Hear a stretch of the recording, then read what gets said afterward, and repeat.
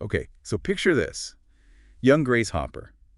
Not the computer science legend we know today, but like a curious kid.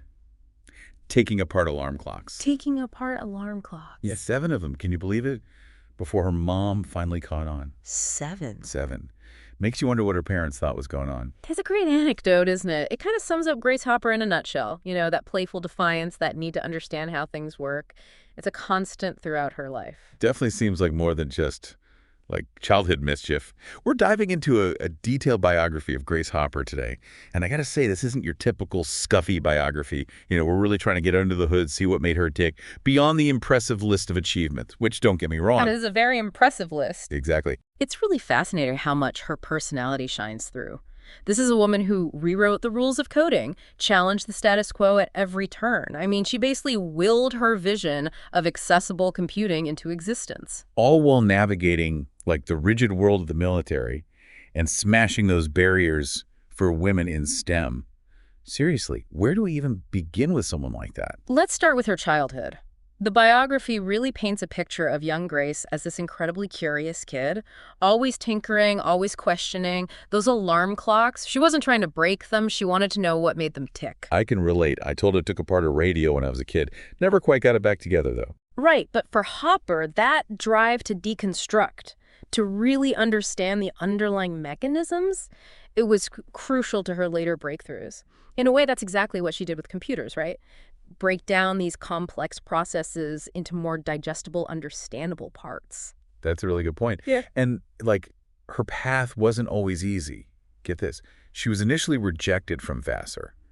Of all things, her Latin scores weren't up to snuff. Can you imagine? Seriously, most people would be crushed. And that's where we see that trademark resilience. She aced her next attempt, graduated. Phi Beta Kappa basically said, see, I told you so. Yeah. That's a pattern we see again and again throughout her life. Even her personal life kind of reflects that independent streak. I mean, she married a mathematician, which of course she did. Naturally. But they eventually divorced, and she really threw herself into her work.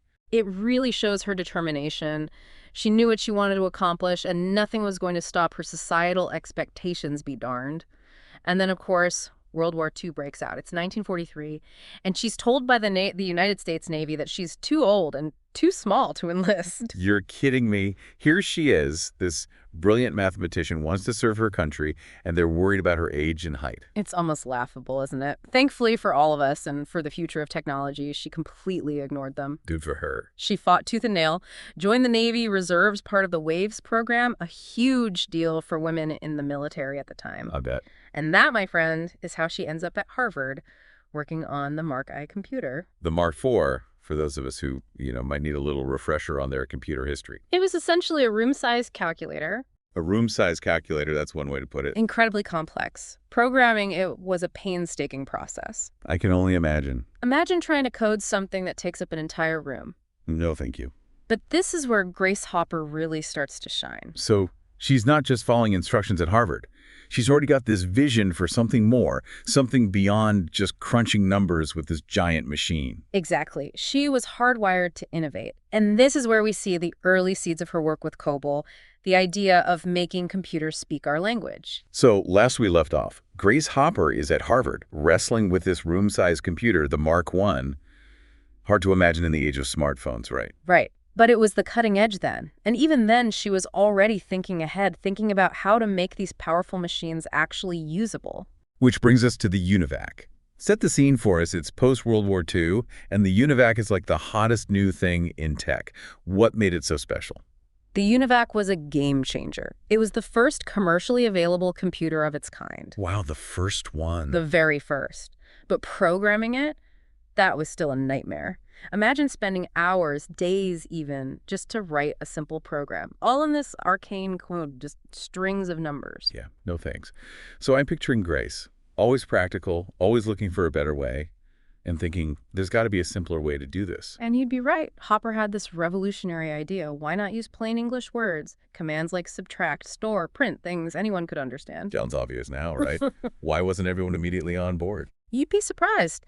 Some folks, even brilliant engineers, were resistant. They said computers don't understand English. It just seemed too radical at the time. It's hard to believe something so fundamental to how we use computers today was once considered a crazy idea.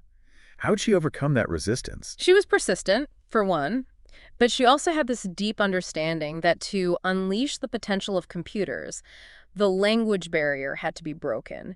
She wanted to make technology accessible, not just keep it locked away in this exclusive club. That's where compilers come in, right? Yeah. This is the part that still blows my mind a little. It's like she taught computers to speak our language. Exactly. A compiler acts like a translator. It takes those English-like commands and converts them into machine code, the ones and zeros the computer can actually understand. Okay, so can you give us an example? Because I think it's one thing to talk about it, but another to actually grasp what that means. Sure, imagine a simple instruction. Add these two numbers. In machine code, that might look like this. 00110100010101001, just a jumble of ones and zeros. Yeah, I can see why early programmers were pulling their hair out. Right, but with COBOL, the language hopper champion, you could just write ADDATOB. Yeah. So much easier for us mere humans to understand. Night and day. And this was all happening back in the 1950s, right? Exactly. The very idea of a compiler was groundbreaking. And Hopper's A0 system, which she developed in '52, was one of the very first. But of course she doesn't stop there. This is Grace Hopper we're talking about. Tell me there's more. Oh, there's always more. She took this idea of a compiler and developed FLOW-MATIC, one of the very first high-level programming languages. And then came COBOL, the common business-oriented language. I can already see where this is going. Yeah. COBOL takes the world by storm, right? Because it's the first language people can actually wrap their heads around. You got it. COBOL was huge, designed for businesses, for the government, and because it was based on Hopper's philosophy of using English-like commands, it was way easier to learn than those earlier languages. No wonder it took off. It's amazing how one person's vision can have such a ripple effect. It really shows the power of challenging assumptions, of looking at a problem in a new way. It wasn't a solo effort either, right? Creating a whole new programming language, that takes a village. Absolutely. And Hopper was a huge advocate for collaboration. She knew that for COBOL to have a lasting impact, it needed to be embraced by a lot of different people. That's why she was so involved in that Codicil consortium. The what now? Codicil. It was this group of experts from industry and government who came together to help shape the future of computing. So she's way ahead of her time, recognizing the power of open standards and collaborative development. Seems obvious now, but back then... Back then, the computing world was like the Wild West. You had all these companies building their own systems, their own languages, and nothing really worked together. A recipe for disaster. Exactly. So Hopper, she pushed for standardized testing, for a common language, so that all these different systems could communicate and share information. It's funny how a lot of the challenges from those early days of computing, they still resonate today, even with all the advances we've made. It really shows how foundational her work was. But even after all this, the Navy tried to retire her. Seriously. You'd think after decades of breaking barriers and, inventing COBOL, they'd let her retire in peace. Well, the Navy quickly realized that letting go of Grace Hopper was a mistake. They needed her, even if it meant bending the rules a bit. So the Navy keeps pulling Grace Hopper back in. You'd think after decades of, breaking barriers and revolutionizing programming, she'd be ready for a relaxing retirement.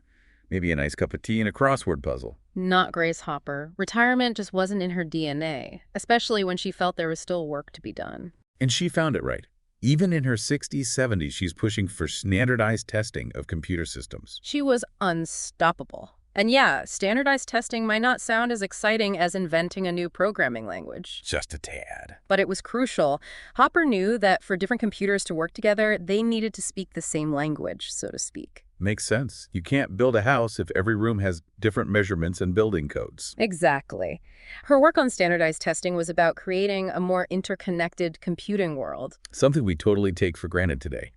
It's amazing how she was thinking about these big picture issues back then. She really was ahead of her time. In fact, the biography even mentions how she advocated for replacing those huge mainframes with networks of smaller, distributed computers. Wait a minute. Is she describing the internet? Back when computers were the size of refrigerators? She was. Hopper envisioned a future where computing power was accessible to everyone, not just a select few. It was a radical idea back then. It's mind-blowing, really. Mm-hmm. But eventually, even Grace Hopper had to retire for good. So, what'd she do after leaving the Navy? Dust off her knitting needles? Not quite. She joined Digital Equipment Corporation, or DEC, as a senior consultant. A private company. I'm surprised the Navy let her out of their sight. Well, true to form, she didn't exactly take the easy route, insisted on a formal interview process, even with her credentials. I can only imagine those interviews. So, Miss Hopper, tell us about your experience in Eleverant. Oh, right. You invented COBOL. Exactly. And get this, she jokingly told them she'd work 2 days a month and be an exhibit in their computer museum the rest of the time. You're kidding. What did they say? They wisely hired her full-time. She became this tech ambassador for them, lecturing, serving on committees, always in her Navy dress uniform, no matter the occasion. Classic Grace Hopper. Yeah. For all her groundbreaking achievements, it's her impact as a teacher and a mentor that really stands out to me. Absolutely. The biography is full of stories about her encouraging young people, especially women, to pursue STEM careers. She was all about paying it forward. And she was so good at explaining complex ideas, making them stick with you. Who else would use a piece of wire to explain a nanosecond, right? Or tell that great story about the moth and the Mark II computer. The original computer bug. Exactly. It's a term every programmer knows.